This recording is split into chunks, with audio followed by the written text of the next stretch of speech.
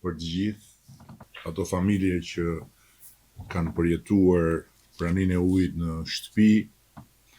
qoftë për të gjithë ata shërbëtorë të shtetit që kanë qëndruar ditë e natë në krye të detyrës për përballimin e kësaj emergjence natyrore. Të gjithë i ka lodhur ky shi i gjatë dhe i ftohtë i madh, ku nga thjesht pamje dhe rrugët përmbytura, shtëpive të dëmtuara apo punëve të ndërprera, tek vështirësia e arritur e qarkullimit apo dhe deri pastaj tek dëmtimet e pronës dhe humbjet e gjysgjallë, krijohet stres, krijohet frustrim dhe në disa raste edhe zemrim. E di që fjala durim mund t'i tingëllojë shumë kujt si një cingërisje e tepërt veshësh, por durimi është i domosdoshëm në kushtet ku për më tepër çka po përjetojmë nuk është thjesht mod i keq. Shiu nuk ndalet me shpifje, si ato që nuk punojnë hidrovorët, lumejt nuk kthehen në shtrat me protesta, si ato që s'kan lidhje fare me arsyen pse përmbyten shtëpitë e ndërtuara në territore shumë vulnerabël. Red nuk shpërndahen me slogane, si ai slogani kronik i çdo gjendje atmosferike të rënduar, të shpallet gjendje jashtëzakonshme. Këto janë reagime që ushqejnë nervozizëm, jo zgjidhje, ushqejnë ndarje, jo ndihmë, ushqejnë çorodi, jo siguri. Në një situatë si kjo, nuk kërkohen fajtor imagjinar, u ndihmohen njerëzit real. Njerëzit nuk kanë nevojë për më shumë britma, shpifje dhe teori konspiracioni, por për më shumë solidaritet, mbështetje dhe bashkim forcash. Kjo është një gjendje atmosferike e zgjatur dhe e rëndë, e cila nuk ka prekur thjesht Shqipërinë për ndonjë arsye që lidhet me vendin tonë, nga ato arsyet që zihen në 700 tenxheret politike mediatike të Mexhelisë shqiptare, por ka prekur një hartë të tërë. Nga Italia në Greqi, nga Malizi në Kosovë dhe deri lart në Serbi e Kroaci, nga Maqedonia e Veriut e deri në Turqi, ku i njëjti i ftohtë, i njëjti shi, e njëjta dëbor dhe të njëjtat përmbytje dhe bllokime kanë krijuar të njëjtën situatë të rënduar në tërësi për njerëzit. Një mas ajri e ftohtë nga veriu është përplasur me ajër të ngrohtë dhe të lagësht nga mesdheu dhe ka krijuar një vorbull atmosferike mbi Europën Juglindore, duke sjellë rreshje të vazhdueshme dhe temperatura shumë të ulta. Prandaj edhe lumenjtë rriten përsëri para se të bien, prandaj edhe toka mbetet e ngopur me ujë, prandaj dhe rreshtet e shiut të dëborës marrin një përmasë krejt anormale. Ndryshimi klimatik nuk do të thotë vetëm vera më të nxehta, por do të thotë stinë të çrregullta, sisteme atmosferike më të ngadalta, e prandaj dhe më të papritura dhe më ekstrem dhe më këmbgulës në ekstremitetin e vet. Më shumë thatësira dhe më shumë zjarre, më shumë vorbull atmosferike, më shumë përmbytje, është tashmë kuadrati i ri i klimës ku jetojmë, e cila nuk është më klima ku ne jemi rritur. Por patjetër që kur ne vazhdojmë i hedhim plerat rrugëve, apo kur vazhdojmë i vëmë zjarrin pyjeve, pasojat e gjithë këtij ndryshimi klimatik rëndohen ende më shumë, siç u rënduan ende më shumë në Shkozet dhe jo vetëm prej prurjes maramëndse të plastikës së mbledhur rrugëve nga lumenjt e dal nga shtrati që taposi kanalet e mëdhenj kullues. Aktualisht në të gjithë vendin janë ulur sasitë e rreshjeve të matura deri së fundmi, përjashtruar Durrësin ku janë regjistruar 41 mm shi,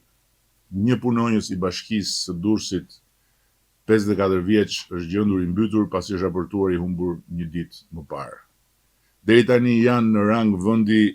numëruar 1587 banesa me praninë e ujit, janë evakuuar 339 persona dhe 51 familje, po ashtu prania e ujit është konstatuar në 13.211 hektar tokë bujqësore, ku një pjesë janë përmbytur, sikundër edhe disa qendra shëndetësore apo objekte arsimore. Sasia e rreshjeve ka qenë e jashtëzakonshme deri në 300 mm ose të ndryshe më shumë se sa sasia mesatare e rreshjeve që bien gjatë gjithë muajit. Pra, rreshjet 30 ditore mesatare të janarit kanë rënë për një periudhë 3-4 ditore. Një fenomen ky që siç e thash dhe më lart, si rezultati i ndryshimit të klimës, po bëhet gjithnjë e më pak i papritur në mbar botën. Për shembull, në disa zona të ulësirës perëndimore, sasia e rreshjeve në këto 4-5 ditë ka qenë rreth 25% ose sa çereku i sasisë vjetore të tyre në mesatare. Si pasojë një rritje të tillë ngarkese mbi rrjedhën ujore në kanalet e ujërave të larta, kolektorët kryesor kullues, përrejnë malor dhe vetë lumenjt Drin, Bun, Mat, Droj, Ishëm, Erzen, Shkumbin, Devoll, Osum, Seman dhe Vjos, ka ardhur pasoja përmbytjeve pavarësisht infrastrukturës gjërësisht të ripërtrirë të mbrojtjes ujore si rezultat i investimeve të vazhdueshme të dekadës fundit. Aleatët politikë të shiut që shohin tek çdo tërbim i natyrës forcën që do të kompensojë impotencën e tyre kundër qeverisë, kanë llomotitur shumë për gjendjen e hidrovoreve, të cilët kanë qenë në funksion të plot pa pushim, duke evaduar sasirat konsiderueshme të ujit dhe duke parandaluar kështu pasoja shumë herë më të rënda nga rreshtit e këtyre ditëve. Deri tani, shkarkimet nga hidrocentrali i Vaudejës kanë qenë të kontrolluara dhe niveli i lumit Buna nuk ka arritur nivelin kritik tek kapërdresi i Shirgjit, duke shmangur në këtë mënyrë shkarkimin e ujit lumit Buna në Shirgj dhe përmbytjen masive të zonës në Shkodrës, si në kohërat kur qeverisnin aleatët e shiut dhe arson përmbytje rregullisht edhe pa nevojën e rreshjeve të mëdha të kësaj natyre. Shkodra ka qenë praktikisht qarku më i prekur nga rreshjet, me vlera shumë të larta në disa stacione, ku janë regjistruar shifra konstante mbi 200 mm në 24 orë. Duhet informojmë me këtë rast se përpara fillimit të sezonit me rreshje, drejtoritë e ujitjes dhe të kullimit kanë siguruar gatishmërinë e kanaleve kryesore, kulluese, të kanaleve të ujërave të larta, hidrovorëve dhe patjetër edhe të flotës prej 29 ekskavatorësh në drejtorinë qendrore. Gjithashtu është bërë inspektimi i sigurisë argjinaturave të lumenjve dhe digave të rezervuarëve. E gjithë kjo infrastrukturë ka funksionuar dhe përballuar sasitë e rreshjeve sipas niveleve të sigurisë së projektuar, përtej të cilave, siç është rasti i rreshjeve krejt anormale të këtyre ditëve, dalja e ujit nga rrjedha natyrale dhe përpasoj përmbytja për pika e zona më vulnerabël për arsye krejt objektive është e pashmangshme në cilin do vend jo të Shqipërisë, po të planetit. Duhet informojmë po ashtu se prej vitesh tani më ne kemi një proces mirëmbajtjeje të infrastrukturës së kullimit, ku përveç remontit të plot të 27 hidrovoreve gjatë sezonit verës, largohen çdo vit rreth 2.5 milion metër kub lumra dhe mbetje nga kanalet kryesor kullues, në një gjatësi rreth 300 kilometra. Vetëm vitin e shkuar kemi investuar vetëm për këtë infrastrukturë të kullimit afro 25 milion euro, ndërkohë që këtë vit vetëm nga bashkitë do të investohen 11 milion euro apo 8% më shumë se në vitin e shkuar. Po për të dhënë një ide më të plot të transformimit bërë në këtë drejtim, duhet të informojmë se investimet për afro 250 milion eurosh në dekadën e fundit kanë rindërtuar 536 kanale ujitse dhe kullimi që ishin faktikisht thuajse të stërpërgjysmuara në efikasitetin e tyre, kanë përforcuar masivisht argjinaturat që binin nga të katër anët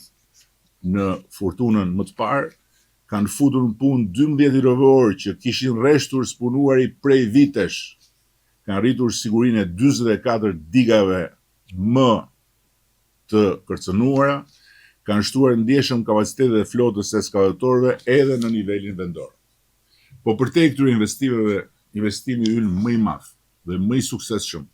ka qenë reformimi strukturor dhe transformimi i trutave tona të emergjencave, ushtrisë, policisë, energjisë, bujqësisë, nga trupa pa kokë, pa koordinim, pa bazë materiale dhe të veshur si s'ka më keq,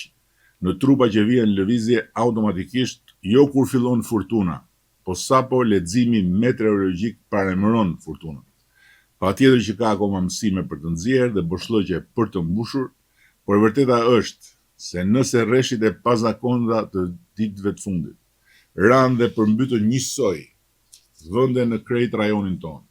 Shqipëria nuk reagoi njësoj si dikur, kur edhe një shi i zakonshëm bënte ujë dynjan, sepse sot Shqipëria është krejt tjetër. Reagimi i shtetit është krejt tjetër dhe mbrojtja dhe garancitë për familjet e dëmtuara janë krejt tjetër. Unë erdhëm në qeveri në malin e borxheve që na lanë trashëgim aleatët e shiut, ishte edhe një pjesë e tërë borxhesh nga përmbytjet e zonës së Shkodrës. Ne i shlyem një ato borxhe dhe nuk kemi hyrë më në asnjë borxh të kësaj natyre me njerëzit,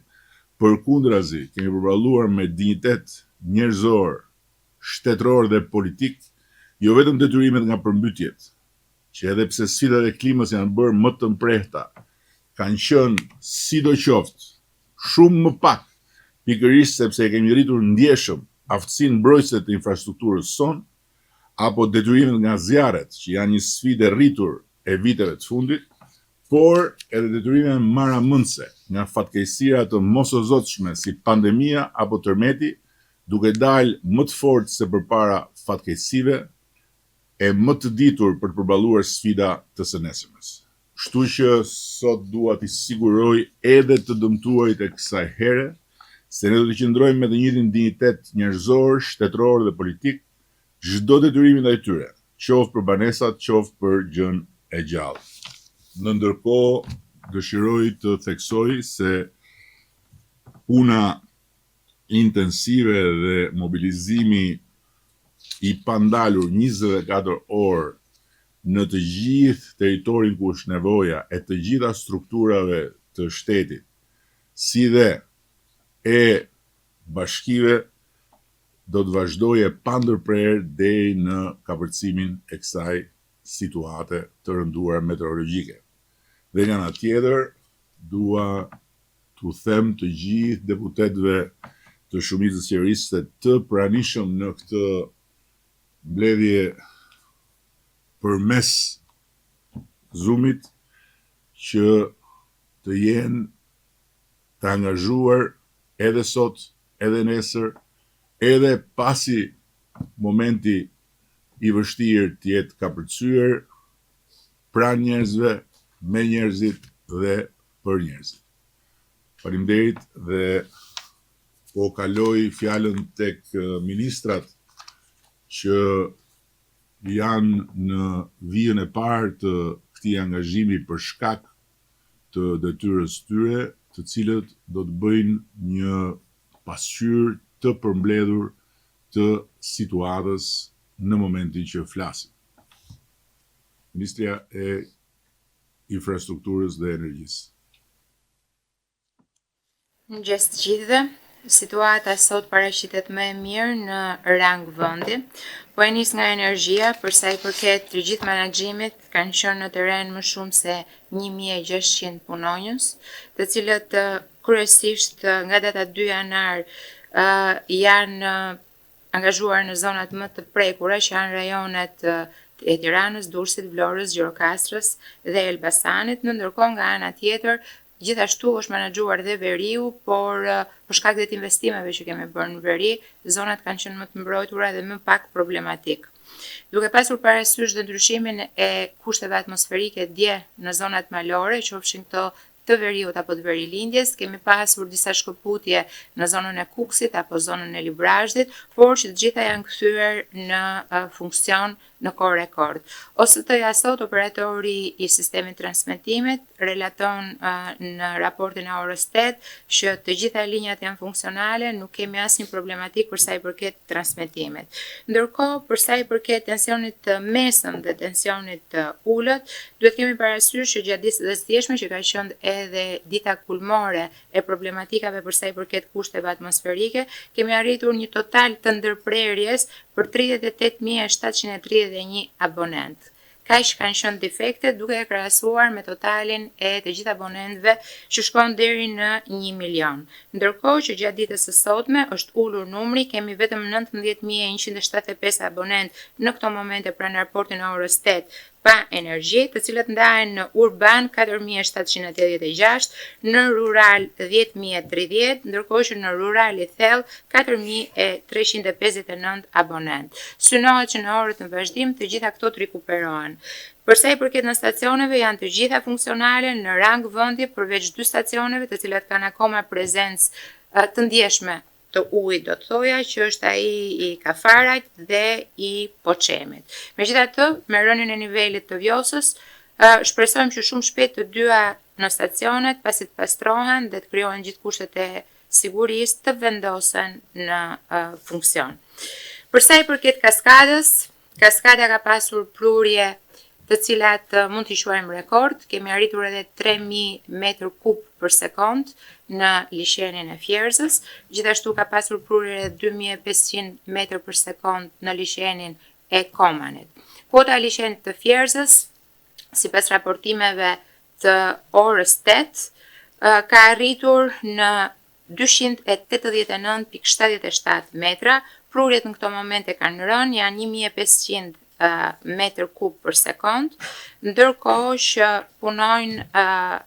nuk kemi bën punë asnjë nga agregatët, duke ruajtur kështu nivelin. Për sa i përket Komanit, kuota ka arritur në 173.27 metra, prurjet në këto momente janë 950 deri në 500 metër kub për sekond,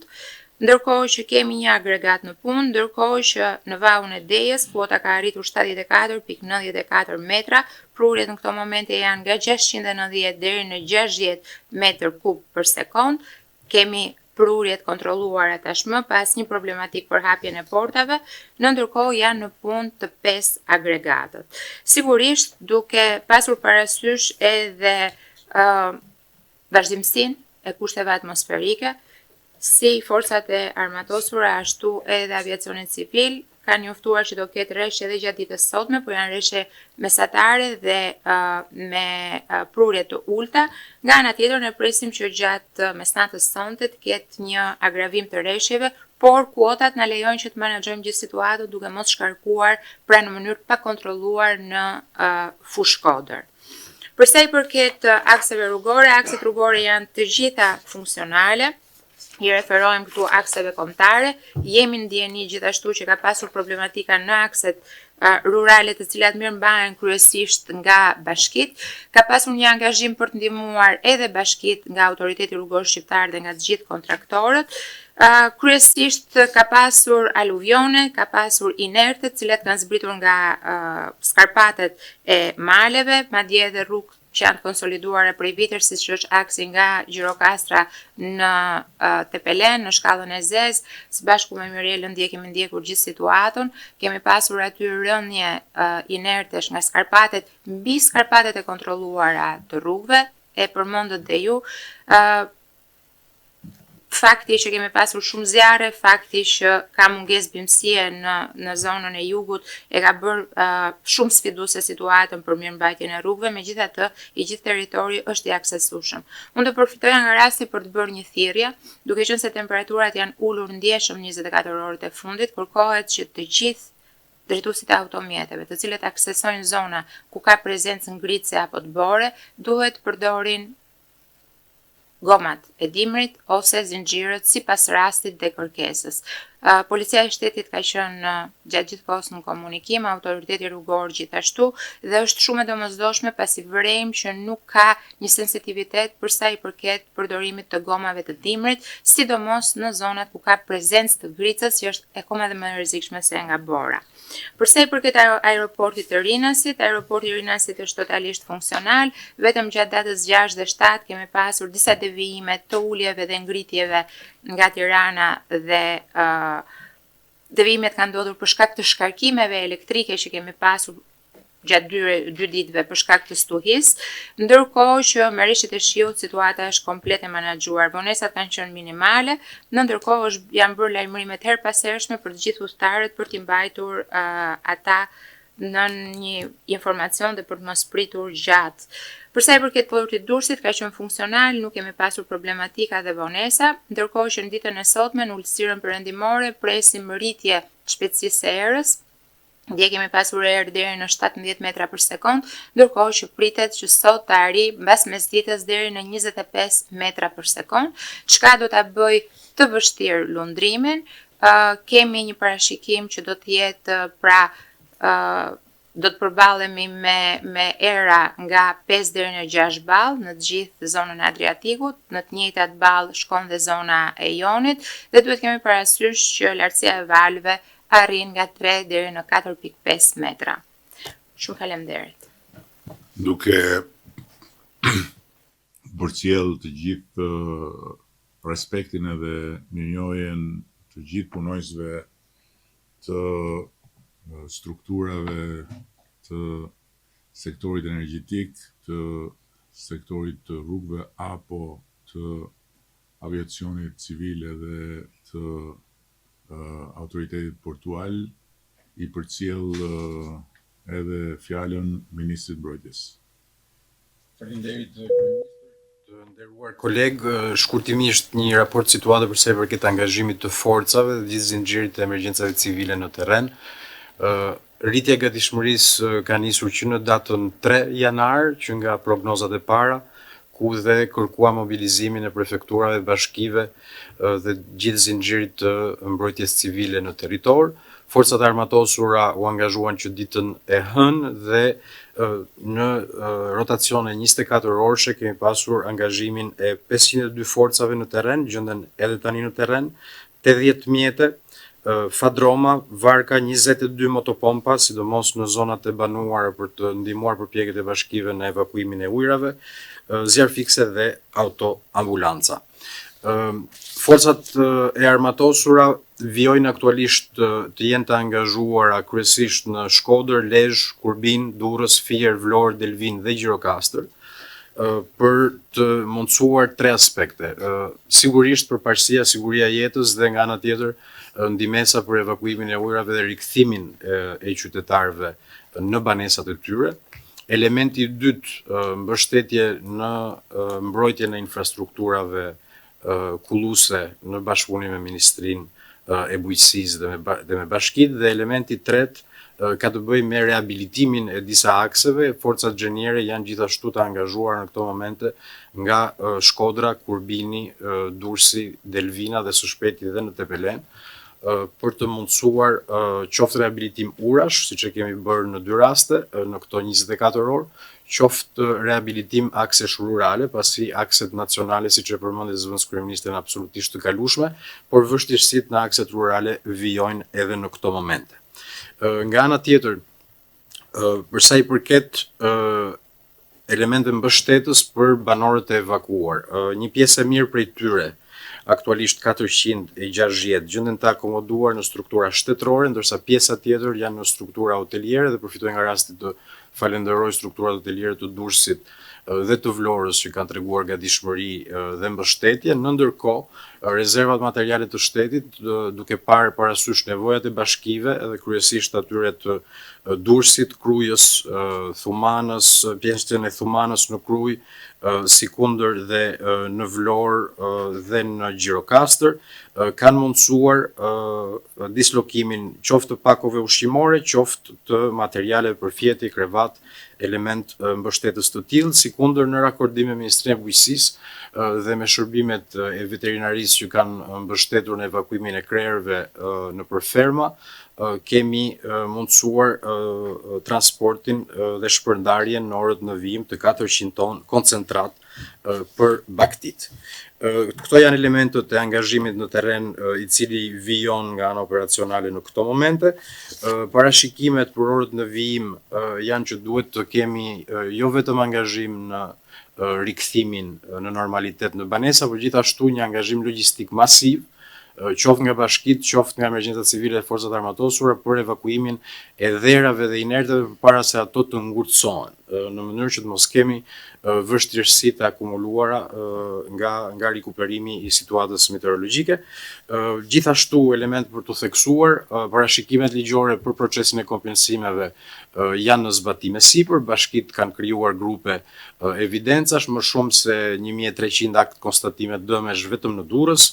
dhe do të vjojmë pastaj me organizimin e një pakete kompensimi siç ka filluar puna në bashkëpunim me Ministrinë e Financave, por besoj kolegët do të saktsojnë këto element në vijimsi. Përfitoj nga rasti të ritheksoj dhe unë elementët e rëndësishëm për zonat bregdetare, era e fortë që nënkupton kujdes të shtuar, me preferencë sigurisht emergjencat civile bëjnë thirrje që banorët mundësisht të qëndrojnë në banesat e tyre dhe të mos kenë përdorim të automjeteve në këto orë të vështira të erës së fortë gjatë pasdites së sotme. Ju faleminderit. Faleminderit, duke përcjell shprehjen e respektit dhe mirënjohjes të gjithë trupave të emergjencat civile, të forcat armatosura, të angazhuara në terren me organizim, disiplinë dhe koordinim, do thosha shëmbullor, i përcjell fjalën Ministrit të Bujqësisë. Shumë faleminderit Kryeministër, përshëndetje të gjithëve. Sipas situatës cilët ne është paraqitur në ditët e fundit, ne kemi qenë në terren së bashku me të gjithë grupet e punës ndaj Ministrisë së Bujqësisë, ku kemi ngritur grupet e verifikimit në gjithë zonat e prekura në evidentimin e saktë të dëmeve. Veterinarët zyrtarë janë duke ofruar asistencë vazhdueshme për gjithë zonat e prekura dhe ato të cilat janë në nevojë për të bërë evakuimet të nevojshme së bashku me Ministrinë e Mbrojtjes, ku kemi bërë evakuimin e disa fermave të rrezikuara, por edhe ato të cilët kanë pas nevojë për ndërhyrje me ushqim në kafsha, të cilët ne kemi dhënë asistencën tonë. Hidrovorët janë në një gatishmëri ku kanë funksionuar normalisht në të gjithë Shqipërinë, gjë e cila na ka ndihmuar edhe në të gjithë procesin i cili ka qenë në lumenjtë dhe në procesin që kemi pasur këto ditë. Po punojmë për hapjen dhe pastrimin e kanaleve kulluese, ku atje ku kemi pas nevojshme me gjithë eskavatorët, ku kemi rreth 29 eskavatorë në gatishmëri në nivel kombëtar, ku i kemi pas në zonat kryesisht të prekura ndaj përmbytjes, ku të gjithë eskavatorët kanë qenë në gatishmëri 24 orë për të monitoruar dhe për të pasur ne një mundësi ndërhyrje në zonat e cilat kemi bërë edhe në argjinaturat, ku në argjinaturën në dy qarje në Sheqeras në Devoll dhe mbilisht Shtic, e cila vazhdojnë akoma për ndërhyrjen e këtyre dy qareve në argjinaturë, sepse kemi pas një përmbytje të konsiderueshme në këto dy zona. Jemi në punë e sipër, në verifikim në terren së bashku me bashkitë dhe emergjencat civile, në mënyrë që ne të bëjmë saktësimin e saktë të dëmeve në bujqësi dhe të gjithë të prekurave të cilët ne do t'i evidentojmë dhe të kemi një pasqyrë të përgjithshme në gjithë Shqipërinë dhe në territorin e prekur. Faleminderit. Faleminderit zoti Ministër, për përcjell fjalën Ministres së Brendshme. Faleminderit Kryeministër, përshëndetje të gjithëve. edhe Ministria e Punëve të Brendshme në fakt me gjithë strukturat e veta ka qenë në gatishmëri gjatë gjithë kësaj periudhe, duke nisur me strukturat e prefektëve, të cilët kanë mbledhur menjëherë shtabet e emergjencës në nivel prefekture, duke koordinuar dhe duke mbledhur gjithë informacionet e nevojshme që në fakt në të tilla situata janë të domosdoshme jetike për të koordinuar punën e përbashkët. Nga këto takime dhe nga prezenca në terren kemi arritur dhe kemi bërë të mundur që të gjendemi pranë çdo qytetari që ka patur nevojë qoftë për evakuimet, qoftë për ndërhyrjet menjëhershme në situata shëndetësore apo në situata problematike. Ndërkohë nga ana tjetër është e vetkuptueshme që në këtë situatë Policia e Shtetit dhe Shërbimi Zjarfikës janë në krye të detyrës, kanë qenë dhe do të vijojnë të jenë me mira efektiv prezent në të gjithë territorin, konkretisht rreth 5500 punonjës të Policisë Shtetit kanë qenë të angazhuar në territor duke mbështetur të gjithë strukturat dhe janë 700 mjete të Policisë Shtetit të cilat janë vendosur në dispozicion për të mbështetur dhe për të ndihmuar. Sigurisht që siç e theksova, e rëndësishme është që përveç qytetarëve të asistohet dhe në kohë informacioni dhe çdo ndërhyrje e domosdoshme, prandaj për këtë forcat zjarfikse që janë mbi 720 efektiv të përfshirë në terren, të angazhuar në këtë situatë, kanë kryer dhe ata rolin e tyre sa i përket misioneve jetëshpëtuese. 55 automjete zjarfikse në dispozicion, 22 pompa thithëse angazhuar në zonat problematike, sigurisht që zjarfiksit edhe për shkak të formimit të tyre edhe të natyrës punës që kanë qenë të kudërmdodhur, prandaj vërtet një falënderim u takon atyre. Tani sigurisht që është momenti që ne gjithë jemi të angazhuar për të mbledhur informacionet lidhur me dëmet. E rëndësishme është shpëtimi i çdo jete. Fatmirësisht nuk kemi pasur problematika në këtë drejtim, do vazhdojmë të jemi në monitorim të situatës. Faleminderit. Faleminderit ministre. Tani duke shprehur edhe në drejtim të forcave të angazhuara nën autoritetin e Ministrisë Brendshme, qoftë të Policisë Shtetit dhe në mënyrë të posaçme të zjarfiksëve të gjithë respektin dhe mirënjohjen përkatëse, ja përcjell fjalën ministrit të shtetit për pushtetin mendor. Faleminderit kryeministër, përshëndetje të gjithëve. Po ashtu të gjitha bashkitë, të gjitha qarqeve të prekura nga rreshtet e fundit kanë qenë totalisht angazhuara dhe në koordinim plot me gjitha agjencitë kombëtare. Unë do doja të falenderoja këtu strukturat e prefekturave, por jo vetëm dhe përfaqësues të agjencive kombëtare, të cilat në ndihmë të bashkive kanë arritur që t'i përgjigjen spari objektivave të parë që ishte shpëtimi i jetëve në ato momente dramatike dhe më pas patjetër ruajtja e infrastrukturës dhe mbi gjitha përgatitja për sa i përket hapave të mëpasshëm, duke filluar me grupet e punës që kanë të bëjnë me evidentimin e dëmeve dhe po ashtu duke u angazhuar tashmë në një tjetër po e quajmë sfidë që tashmë bashkitë kanë për garantimin e aksesit të zonave të thella për shkak të rreshjeve të borës që ne kemi në territor. Unë do doja të falenderoja të gjithë kryetarët e bashkive dhe patjetër të gjithë stafet në nivel lokal, të cilët kanë qenë nga dëshmëri të plot dhe së bashku me gjithë trupat e ushtrisë, me emergjencat civile, janë përgjigjur kësaj situate jo të zakonshme. Faleminderit. Faleminderit ministër. Një aspekt gjithmonë delikat i situatave të tilla është aspekti që ka të bëjë me garantimin, por njëkohësisht edhe me sigurinë e procesit